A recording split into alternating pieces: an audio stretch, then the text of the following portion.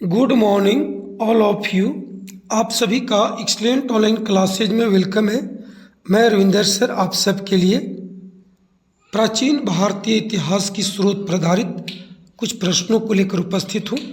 आइए आप इन प्रश्नों को एक एक करके देखें और इसको उत्तर को अच्छी तरीक़ा से आत्मसात करें।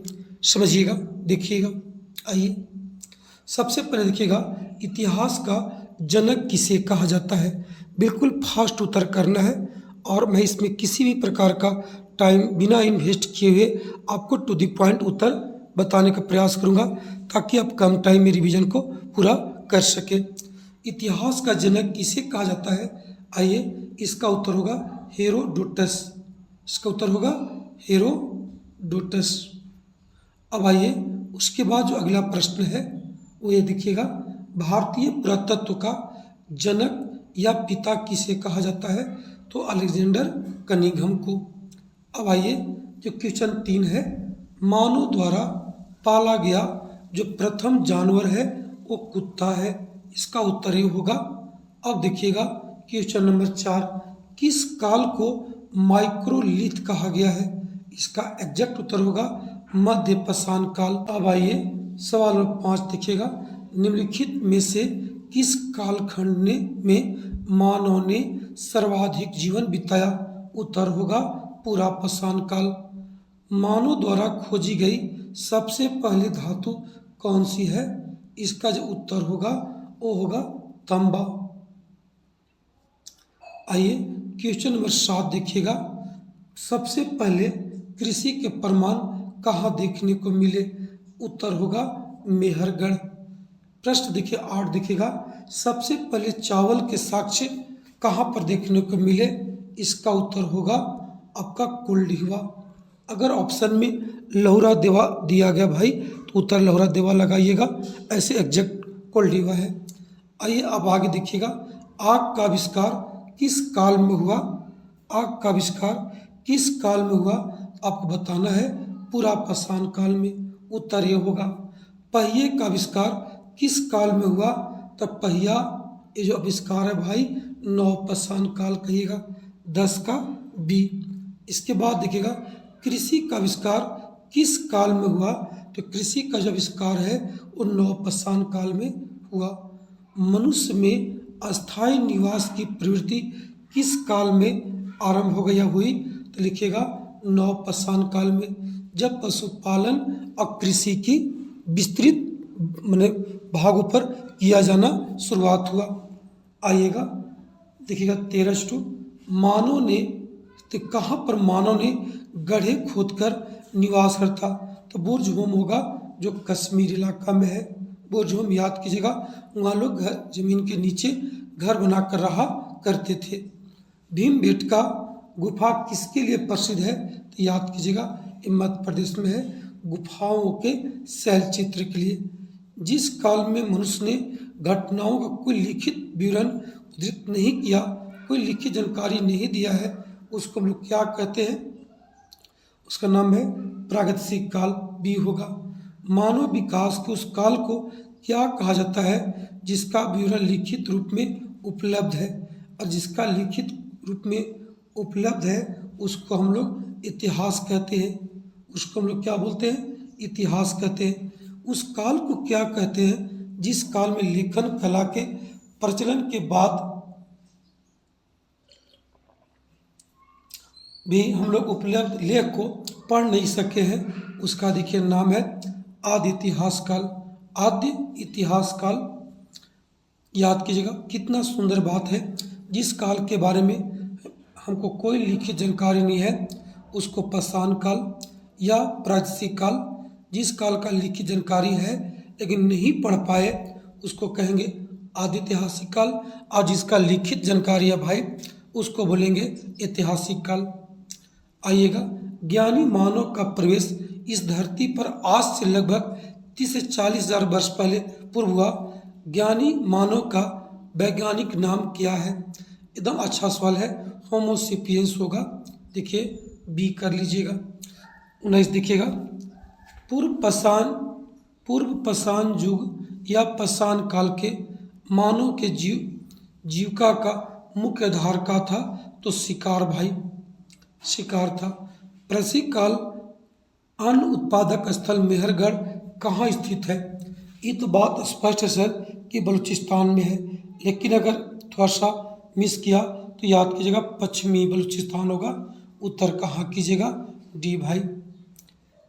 अन्न उत्पादक स्थल मेहरगढ़ है बलूचिस्तान में, लेकिन वह उसका बॉर्डर मैंने सीमांकन करके पूछ दिया तो पश्चिमी लगाइएगा, 20 का डी कर लीजिएगा।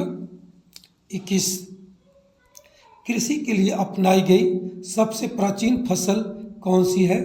देखिए गेहूं और जौ होगा, गेहूं और जौ कर लीजिएगा, सी। मानव द्वारा सर्वप्रथम प्रयुक्त अनाज कौन सा था? अब गेहूं जौ तो है भाई, लेकिन दोनों में प्रथम अगर पूछ दिया तो बड़ा थोड़ा सा फेरा तो होगा, लेकिन आइए आप इसको जरूर समझिएगा।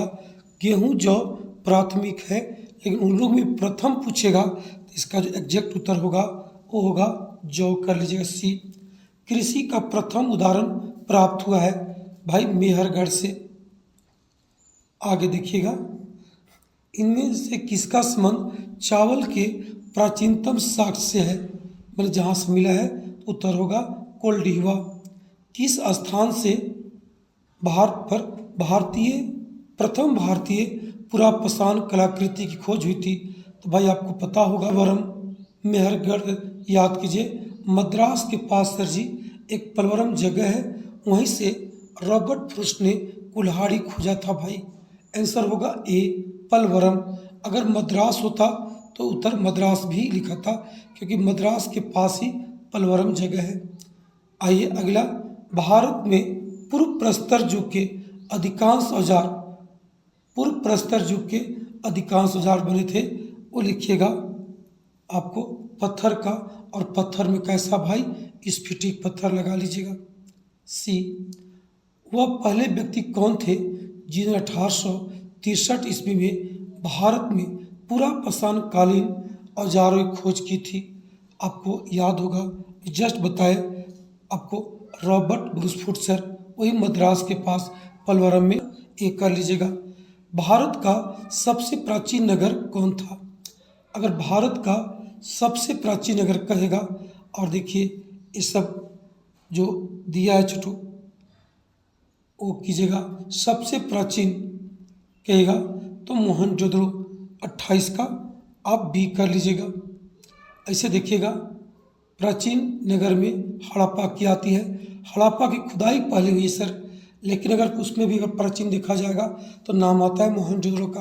अगर यही होता कि सबसे पहले खुदाई किसकी हुई थी तो हड़प्पा का, लेकिन आपका पूछा है प्राचीन नगर या राजधानी पूछेगा तो आप बोलिएगा मोहनजोदड़ो। हालांकि देखिए वर्तमान में ये पाकिस्तान में है छोटू, लेकिन अगर भारत की भी बात कीजिएगा तो प्राचीन में आपकी आएगी मोहनजोदड़ो, आएगा बी। आइए 29, मोहनजोदड़ो का सिंधी भाषा में क्या अर्थ है? मोहनजोदड़ो का सिंधी भाषा में क्या अर्थ है? तो मृतकों का टीला। फेमस सवाल है, कई बार पूछा हुआ है, मृतकों का टीला लगाइएगा। आगे देखिएगा, भारत में पाया जाने वाला एकमात्र मनवाब कपि जो प्रमाण है उसका नाम क्या छठू? ये पूछा है तो श्वेतभुर गिबन, इसका उत्तर आप एक कर लेंगे। भारत में जीवाश्म का प्रमाण कहाँ से मिला? एकदम सुंदर सवाल है सर, अच्छे से बनाइएगा। तो ये शिवालिक की पहाड़ी से। भारत में मनुष्य संबंधी सबसे पहला प्रमाण किस घाटी मिला है? तो इसका उत्तर होगा आपको नर्मदा नदी घाटी होगा, आंसर डी। 32 का डी कर लेंगे भाई। आइए आगे, भारतीय नागरिक सेवा के अधिकारी प्रथम व्यक्ति कौन थे जिन्होंने प्रथम बार वैज्ञानिक आधार पर भारत की जनसंख्या का प्रजातीय विविधीकरण किया? तो भाई देखिए इसका जो एग्जैक्ट उत्तर होगा वो होगा रिजले सर जी। 33 का डी कर लीजिएगा, रिजले। अब आइएगा 34 सर जी। 34 कहता है सर जी कि भारत पुरापाषाण युग का प्रमुख औजार क्या था? पुरापाषाण युग का पूछा है तो देखिए आपको जो औजार होगा सर जी, हस्त कुठार था सर जी, जो पत्थर का बना था, स्फटिक का। चलिए आगे देखिएगा, यहाँ पे डबल टिक मत लगाइएगा, हस्त कुठार लगाइएगा। आइए आगे। अब देखिएगा आगे कहता है कि मध्य पाषाण काल के लोगों की मुख्य विशेषता क्या थी।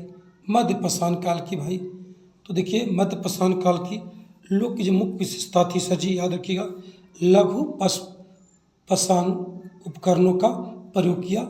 लघु मने जो पूरा पाषाण था उससे छोटा कुछ सर जी। आइए 36 देखिएगा, हड़प्पा सभ्यता का सर्वाधिक मान्यता प्राप्त काल सर जी। सर्वाधिक मान्यता प्राप्त काल जो होगा, जो आसपास आएगी एनसीईआरटी या कहिएगा तो कार्बन आइसोटोप डेटिंग पत्ती पर सब मिला करके आपको जो एग्जैक्ट उत्तर होगा वो होगा 2500 से 1750 कीजिएगा सर जी। 36 का बी कर लीजिए। हालांकि आपको बता दूं कि जो कार्बन आइसोटोप डेटिंग है वो 2350 से 1750 का आता है सर जी, लेकिन यहाँ जो सर्वाधिक मान्यता मान्य है वो 2500 से 1750 सर। अब आइए आगे चलते हैं। सिंधु घाटी स्थल कालीबंगन किस प्रदेश में है, तो देखिए ये आपको राजस्थान होगा कालीबंगन, जहाँ से काली रंग की चूड़ी, जूता हुआ खेत, ये सब मिला है बाबू। सवाल नंबर 38 देखिएगा, हड़प्पा सभ्यता किस युग की थी बाबू, ये था कांस्य युग का, याद कीजिएगा। अच्छा आगे देखिए, सिंधु घाटी सभ्यता के लोगों का मुख्य व्यवसाय क्या था। सिंधु घाटी के तो व्यापार थे भाई। एक करिए, हड़प्पा सभ्यता के निवासी कैसा थे सर जी, अगर इसकी बात करता है भाई तो हड़प्पा के लोग क्या थे, शहरी थे सर जी। आपको बी करना होगा। आइए आगे देखिएगा, हड़प्पा वासी किस वस्तु के उत्पादन में सर्वप्रथम थे, तो कपास के भाई, कपास की खेती उन लोग सबसे पहले किया। सी कीजिए। आगे देखिएगा, निम्नलिखित विद्वानों में से हड़प्पा सभ्यता का सर्वप्रथम खोजकर्ता कौन है, तो इसका जो सर्वप्रथम बात होगा तो क्या आएगा भाई, दयाराम साहनी आएगा। इन्होंने हड़प्पा सभ्यता का खोज किया था। 42 का आप उत्तर डी कर लीजिए, अच्छा रहेगा। आइए उसके बाद सर जी, हड़प्पा सभ्यता की खोज किस वर्ष हुई थी, तो 1921 सर जी। 1900 कितना बाबू, 21 लगा लीजिए। उसके बाद देखिएगा, हड़प्पा के लोगों की सामाजिक पत्ति कैसी थी, बहुत इंपॉर्टेंट सवाल सर जी, बोलिएगा। उचित समतावादी सर जी। उचित समतावादी के जो जैसा है उसका वैसा ही स्थान दी गई थी। 45 देखिएगा, हड़प्पा सभ्यता के संपूर्ण क्षेत्र का आकार किस प्रकार का था। अगर आप देखिएगा इसका सर, हड़प्पा सभ्यता का संपूर्ण क्षेत्र का आकार जो है वो कैसा था सर, तो फिलहाल आप ऐसे जानिए कि वर्गाकार, आयताकार, त्रिभुजाकार, गोलाकार, ऐसा कुछ नहीं था सर जी। विषम बाहु चतुर्भुज था सर जी, लेकिन ऐसा ऑप्शन दिया नहीं, तो सर आप एक वर्गाकार भी आप इसको कर सकते हैं, कह लीजिए। 45 का जो है, लेकिन इसमें सर कंफर्म नहीं हो पाएगा। अगर संपूर्ण क्षेत्र की बात करता है, अगर विषम आकार का चतुर्भुज नहीं कहा है सर, तो आप इसका उत्तर दे दीजिए सर त्रिभुजाकार सर जी, क्योंकि आज से कुछ दिन पहले जब बहुत स्तर की खुदाई नहीं हुई थी तो इसकी आकृति त्रिभुजाकार ही थी, तो इसको वही शायद डिमांड किया है, त्रिभुजाकार रख लीजिए। 45 का सी।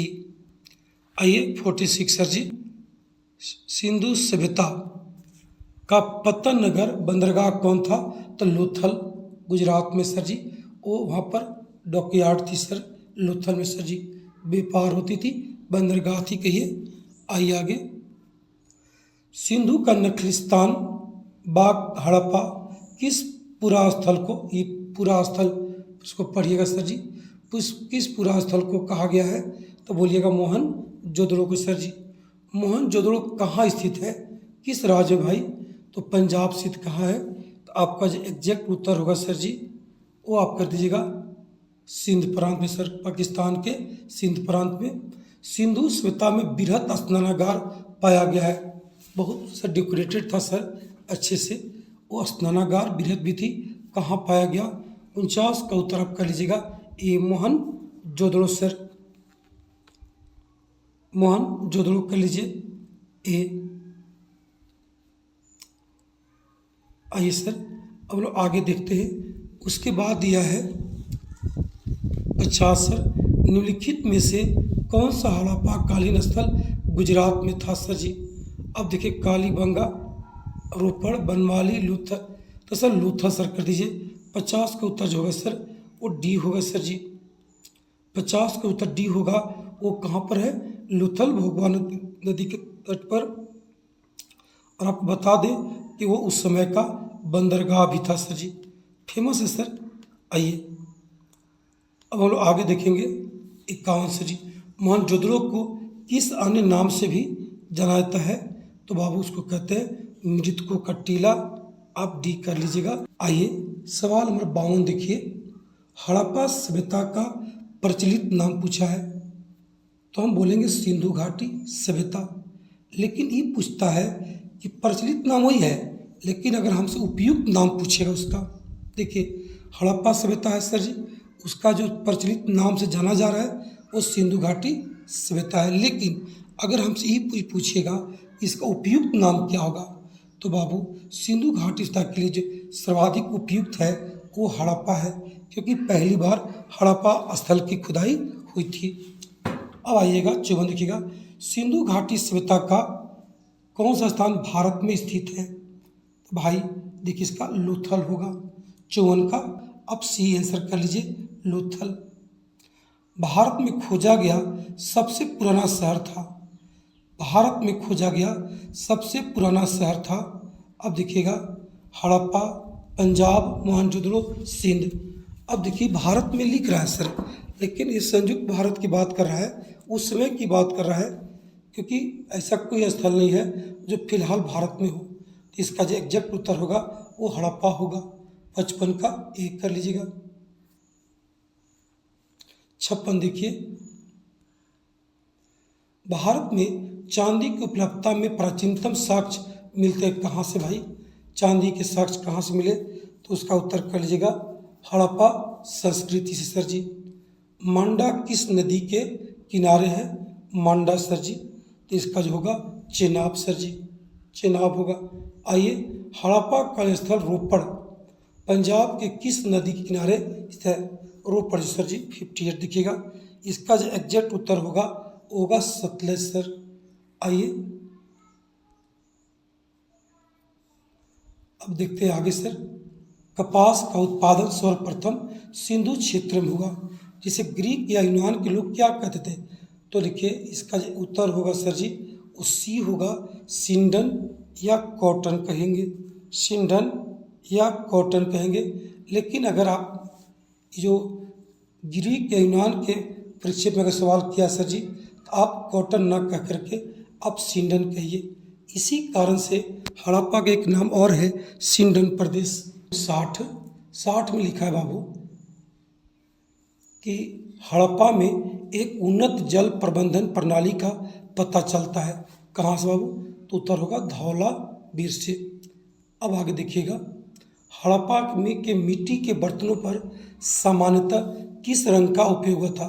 जो मिट्टी के बर्तन थे उसमें किस रंग का उपयोग हुआ था? तो इसका जो एग्जैक्ट उत्तर होगा वो करिएगा लाल रंग का बाबू, लाल रंग का।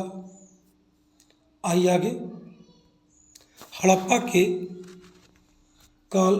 काल के तांबे का रथ किस स्थान से प्राप्त हुआ है? हड़प्पा काल में एक तांबे का रथ मिला है, वो कहाँ से मिला है इसका पूछ रहा है। तो आपको बोलना है दैमाबाद भाई, दैमाबाद। आइए अफगानिस्तान स्थल सिंधु सभ्यता के स्थल है। मुंडी गार और सुर्तगेट दोनों सर जी कर लीजिए। 63 के सी कर लीजिएगा। 63 का आप जो है उत्तर सी कर लीजिए। आइए चलो फिर देखिएगा। सिंधु घाटी सभ्यता के खोज निकालने में जिन दो भारतीय का नाम जुड़ा है उनका नाम पूछा है सर। तो देखिए दयाराम साहनी और राखलदास बनर्जी। आपको बता दूं सर जी, दयाराम हड़प्पा के लिए और राखलदास बनर्जी आपको मोहनजोदड़ो की खुदाई के लिए जाने जाते हैं। 64 का आप एक कर लीजिए सर, अच्छा रहेगा। 64 का एक कर लीजिए। अब आगे देखिएगा। 65 रंगपुर जहाँ हड़प्पा की समकालीन सभ्यता थी वो कहाँ? रंगपुर भाई। देखिए रंगपुर जो आपका है सौराष्ट्र में है, यानी गुजरात इलाका में होगा। सौराष्ट्र कीजिए। भारतीय संस्कृति की आधारशिला क्या है? देखिए, भारतीय संस्कृति आधारशिला जो है सर जी, वो ऋग्वेद है 66 का। आप डी कर लीजिए, 66 का आपका उत्तर क्या होगा? डी होगा। आइए आगे 67 देखिएगा। आर्य शब्द का शाब्दिक अर्थ क्या होता है? तो आर्य का अर्थ होता है श्रेष्ठ बाबू, श्रेष्ठ। ऋग्वैदिक आर्यों की भाषा क्या थी? आप बोलिएगा संस्कृत। क्या बोलिएगा? संस्कृत बोलना है आपको। आगे देखिएगा, पूर्व वैदिक काल या ऋग्वैदिक काल किसे कहा गया है? ऋग्वैदिक काल 1000 बीसी 1500 बीसी से 1000 ईस्वी बाबू। इसका उत्तर क्या हो जाएगा? ए हो जाएगा। आइए 17 उत्तर वैदिक काल जो संस्कृति है, काल कब से कब माना गया? 1000 से 600 बीसी।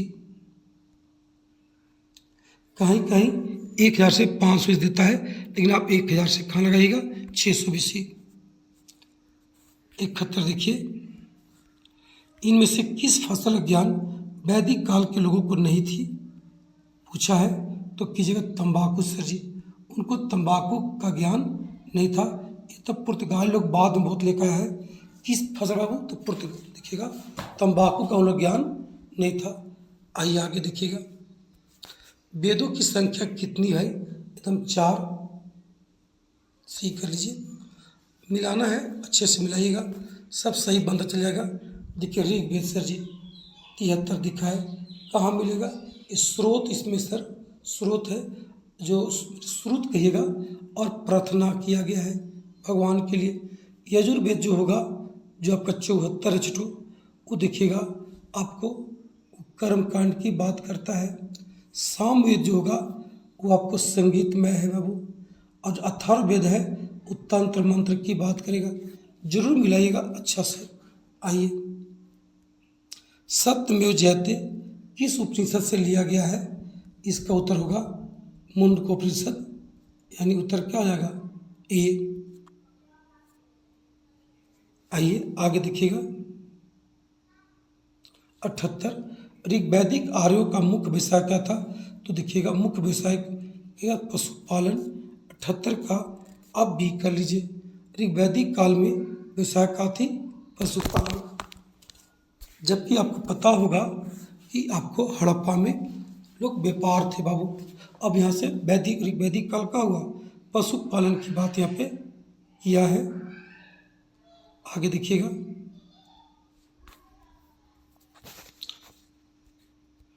भारतीय संगीत का आदि ग्रंथ कहिएगा तो सामवेद होगा 79 का अब डी कर लीजिए। पुराण की संख्या पूछा है तो हमारे जो वेद सब पुराण है उनकी संख्या एग्जैक्ट 18 आती है। मत्स्य पुराण सबसे प्राचीन पुराण है। गायत्री मंत्र किस ग्रंथ से लिया गया है? तो गायत्री में देखिए ऋग्वेद से लिया गया है। ऋग्वेद इसको लगा लीजिए। आगे देखिएगा, ऋग्वेद में कुल कितने खंड है? तो 10 खंड है, जिसमें 2 और 7 प्राचीन है और 1 और 10 जो है वो नवीन है। कुल 10 है मंडल। आगे देखिएगा, वैदिक काल में ब्यास नदी को क्या कहा गया है? बड़ा अच्छा सवाल सर जी। वैदिक काल में ब्यास नदी को क्या कहा गया है? किस नाम से पुकारा गया है? विपाशा, कर्मु, गोमती, कुंभा। सर जो ब्यास नदी है सर जी, उसको हम लोग विपाशा कहेंगे। विपाशा ही कहा गया है। इसको आपको याद करें जो क्या कहा गया भाई? विपाशा कहा गया है। बस सिंपल तरीका से उसको आप याद कर लीजिए कि ब्यास नदी को जो वैदिक काल है उसमें क्या कहा गया है? विपाशा। ऋग्वेद में सबसे महत्वपूर्ण और पवित्र नदी किसको कहा गया है? सरस्वती को कहा गया है। आइए, भारत के किस स्थान की खुदाई से लौह धातु के प्रचलन के प्राचीनतम प्रमाण? लौह धातु के प्रचलन के जो प्रमाण मिला प्राचीनतम, वो कहाँ से मिला है? अच्छा सवाल देखिएगा 85। इसका उत्तर होगा अंतर्जीवी खेड़ा से मिला है। चरक संहिता नामक पुस्तक का विषय से समझते हैं मतलब क्या के बारे में लिखा गया। चरक संहिता जो है 86 देखिएगा क्या लिखा गया है, तो चिकित्सा से बाबू। आगे देखिएगा किस वेद में जादुई माया और वशीकरण का वर्णन है। जादुई माया और वशीकरण तो याद कीजिएगा अथर्ववेद में। अथर्ववेद में ये सब जादुई माया और वशीकरण बात के कही गई है। 87 का ठीक कीजिएगा। 88 आज सब इंगित करता है श्रेष्ठ वंश को। 88 होगा श्रेष्ठ वंश ना। 88 आज मतलब श्रेष्ठ है, बी कर लीजिए। आज भारत में संभवतः आए कहाँ से भाई, तो मध्य एशिया से सर जी। इसका उत्तर बी होगा, संभवतः है। आइए आगे, गोत्र व्यवस्था का प्रचलन कब में आई, तो जो गोत्र व्यवस्था है सर जी वो उत्तर वैदिक काल में आया। 90 का बी कर लीजिए। वैदिक युग में यौ कहा जाता था किसको बाबू, यौ जौ को बाबू। उसके बाद देखिएगा ब्रीज शब्द 92 बोला है, उसका मतलब होता है चावल। प्राचीनतम जो पुराण है भाई वो है आपको मत्स्य पुराण। ऋग्वैदिक काल में सबसे प्रधान देवता की बात होगा तो नाम होगा इंद्र का। 94 का बी। अब देखिएगा उत्तर वैदिक काल में किस देवता को सर्वोच्च स्थान मिला, तो प्रजापति को। 95 का सी कर लीजिए। उसके बाद देखिएगा संस्कार की कुल संख्या 16 होती है। 96 का उत्तर आप सी कर लीजिए। कुल संस्कार कितने, 16 संस्कार हैं। आगे देखिएगा ऋग्वेद में अघन्य बद्ध योग नहीं है शब्द का प्रयोग किसके लिए किया जाता है, तो याद कीजिएगा गाय के लिए। 97 का आप बी कर लीजिएगा। वो बद्ध योग नहीं है। 98 निम्न में से किसे भारतीय परमाणुवाद का जनक कहा गया है, तो याद कीजिएगा सिंपल सवाल सर जी, इसको होगा कनाद को। कन की बात की थी कनाद। ऋग्वेद में कुल कितना सूक्त है, तो 1028 सूक्त है, सी कीजिए। गायत्री मंत्र रचना किसने किया, इसका होगा विश्वामित्र होगा। आर्यों का प्रिय पशु क्या था, 101 देखिएगा। आर्यों का प्रिय पशु क्या था, तो लिखिएगा आपको एग्जैक्ट उत्तर जो होगा वो होगा घोड़ा।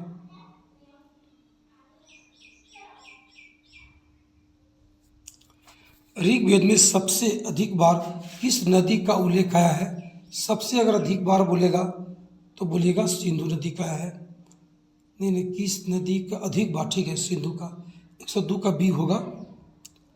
आर्यों की भाषा क्या थी, इसकी भाषा आर्यों की भाषा जो थी सर वो संस्कृत थी। क्या कीजिएगा अब बी लगा लीजिए। आर्यों की सभ्यता कैसी थी, तो ग्रामीण थी छुटू।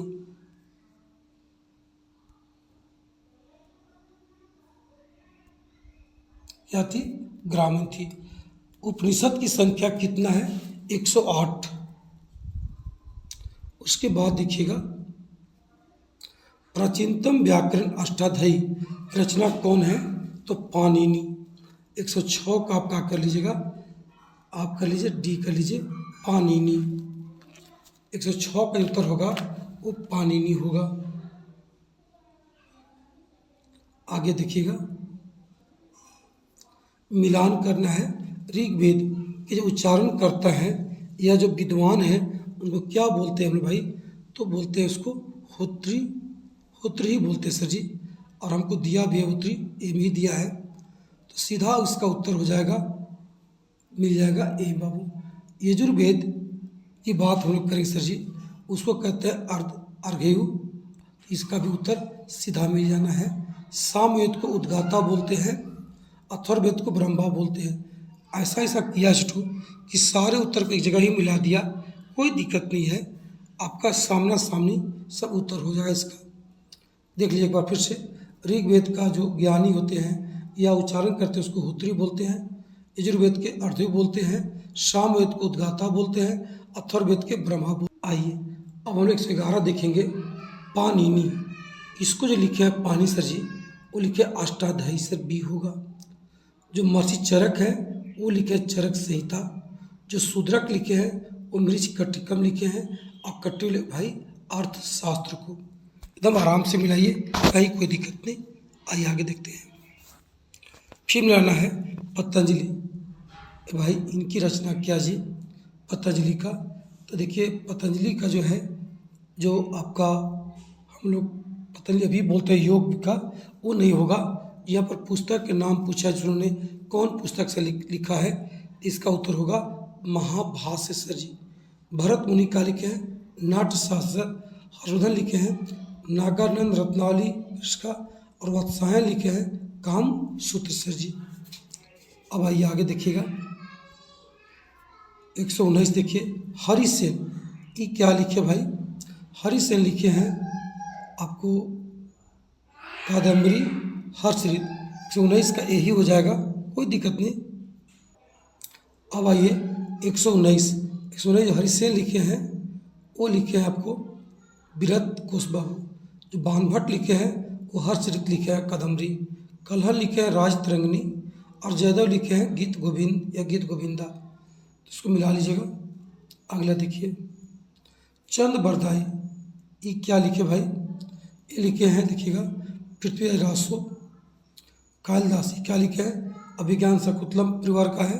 कुमार संभव विक्रमोर्वशीय है। विशाखा दत्त का लिखे हैं राक्षस लिखे हैं। और जैमिनी का लिखे हैं मीमांसा सूत्र। 126 का डी हो गया, 125 का सी हो गया। तो आराम से सब बनाइएगा। चलिए अभी सर हुआ क्या सर कि मैं बीच में कोई डिस्कस नहीं लिया। आपके एग्ज़ाम बहुत नज़दीक है, मैं जो इस एग्ज़ाम की व्यू से आपके लिए मैं तैयार किया हूँ। जैसे तो बहुत सारे एग्जाम ही काम करेगा, लेकिन आचार्य नियुक्ति परीक्षा जो परीक्षा नहीं बातों को सुनेंगे समझोगे। और बता दूं कि भारतीय इतिहास के जो प्राचीन इतिहास की जो स्रोत है उसमें जानने में आपको काफ़ी बल मिलेगी। आप एक दो बार इसको आराम से पूरा कर लीजिए। आपको यहाँ से जो प्रश्न है एग्जाम में देखने को निश्चित रूप से मिलेंगे, ऐसी मेरी पूरी उम्मीद है। धन्यवाद, थैंक्स फॉर वॉचिंग।